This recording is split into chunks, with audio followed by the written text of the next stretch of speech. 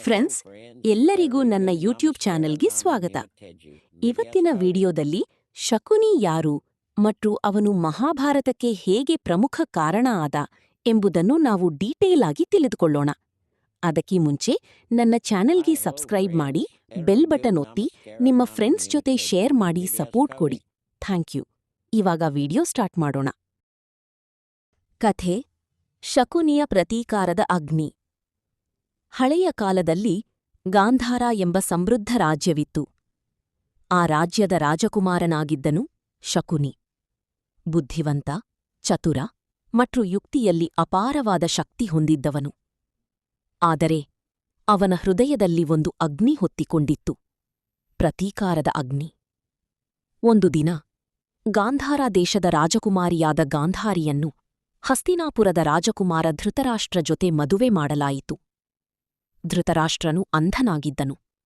ಆದರೂ ಗಾಂಧಾರಿ ತನ್ನ ಕಣ್ಣುಗಳನ್ನು ಕಟ್ಟಿ ಪತಿಯ ಜೀವನವನ್ನು ಹಂಚಿಕೊಂಡಳು. ಆ ಮದುವೆ ಹೊರಗಿ ಸಂತೋಷದಂತೆ ಕಾಣಿಸಿತು, ಆದರೆ ಒಳಗಿ ಒಂದು ದೊಡ್ಡ ಅನ್ಯಾಯ ಮರೆಮಾಡಿಕೊಂಡಿತ್ತು. ಕಾಲ ಕಳೆಯಿತು. ಹಸ್ತಿನಾಪುರದಲ್ಲಿ ರಾಜಕೀಯ ಕುತಂತ್ರಗಳು ಶುರುವಾಯಿತು. ಗಾಂಧಾರ ರಾಜಕುಟುಂಬವನ್ನು ಬಂಧಿಸಲಾಯಿತು ಎಂದು ಕೆಲ ಕಥೆಗಳು ಹೇಳುತ್ತವೆ. ಆ ಬಂಧನದಲ್ಲಿ ಹಸಿವು, ನೋವು ಮತ್ತು ಮರಣವೇ ಸಂಗಾತಿಗಳಾದವು. ಶಕುನಿ ತನ್ನ ಕುಟುಂಬವನ್ನು ಒಂದೊಂದಾಗಿ ಕಳೆದುಕೊಂಡನು.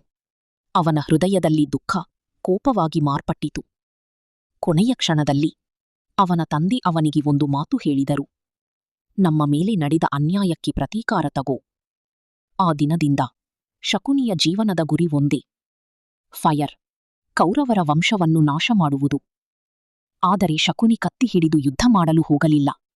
ಅವನು ಬುದ್ಧಿಯನ್ನು ಆಯುಧವಾಗಿ ಬಳಸಿದನು. ಹಸ್ತಿನಾಪುರದಲ್ಲಿ ಅವನು ತನ್ನ ಅಣ್ಣನ ಮಗನಾದ ದುರ್ಯೋಧನ ಜೊತೆ ಇರುತ್ತಿದ್ದನು. ದುರ್ಯೋಧನ ಅಹಂಕಾರ ಮತ್ತು ಅಸೂಯೆಯ ರೂಪ. ಪಾಂಡವರ ಯಶಸ್ಸು ಅವನಿಗೆ ಸಹಿಸಲಿಲ್ಲ.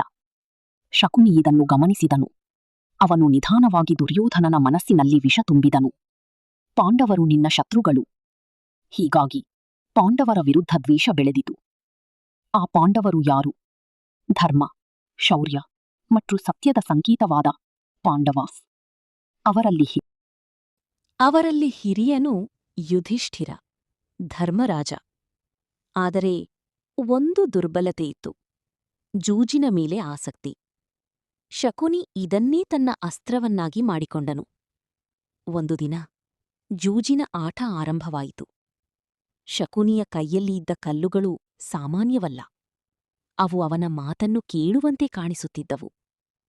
ಒಂದರ ಹಿಂದೆ ಒಂದಾಗಿ ಯುಧಿಷ್ಠಿರನು ಎಲ್ಲವನ್ನೂ ಕಳೆದುಕೊಂಡನು: ರಾಜ್ಯ, ಸಹೋದರರು, ತನ್ನನ್ನೇ, ಕೊನೆಗೆ ದ್ರೌಪದಿಯನ್ನು. ಸಭೆಯಲ್ಲಿ ನಡೆದದ್ದು ಭಯಾನಕ.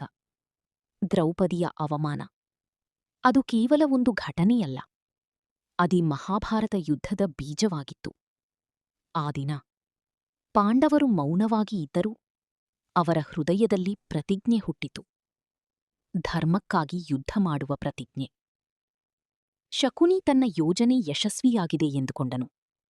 ಆದರೆ ಅವನು ಒಂದು ವಿಷಯ ಮರೆತನು: ಯೋಜಜನು ಸದಾಕಾಲ ಸೋಲಿಸಲಾಗುವುದಿಲ್ಲ. ಕಾಲ ಬಂತು. ಮಹಾಭಾರತ ಯುದ್ಧ ಶುರುವಾಯಿತು. ಅದೊಂದು ಭಯಾನಕ ಯುದ್ಧ. ಕುಟುಂಬಗಳು ಒಡೆದವು, ಸ್ನೇಹಗಳು ನಾಶವಾದವು. ಕೊನೆಗೆ ಶಕುನಿಯ ಅಂತ್ಯವೂ ಸಮೀಪಿಸಿತು. ಪಾಂಡವರಲ್ಲಿ ಒಬ್ಬನಾದ ಸಹದೇವನು ಶಕುನಿಯನ್ನು ಯುದ್ಧದಲ್ಲಿ ಸಂಹರಿಸಿದನು. ಆ ಕ್ಷಣದಲ್ಲಿ ಶಕುನಿಯ ಕಥೆ ಮುಗಿಯಿತು.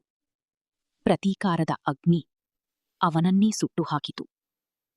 ಕಥೆಯ ಸಾರ: ಪ್ರತೀಕಾರವು ಯಾವತ್ತೂ ಶಾಂತಿಯನ್ನು ತರುವುದಿಲ್ಲ.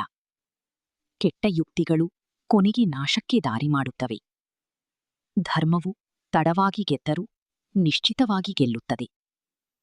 ಶಕುನಿಯ ಕಥೆ ನಮಗೆ ಒಂದು ಪಾಠ ಹೇಳುತ್ತದೆ: ಬುದ್ಧಿ ಇದ್ದರೆ ಸಾಕಾಗುವುದಿಲ್ಲ, ಅದು ಧರ್ಮದ ಮಾರ್ಗದಲ್ಲಿ ಬಳಸಬೇಕು.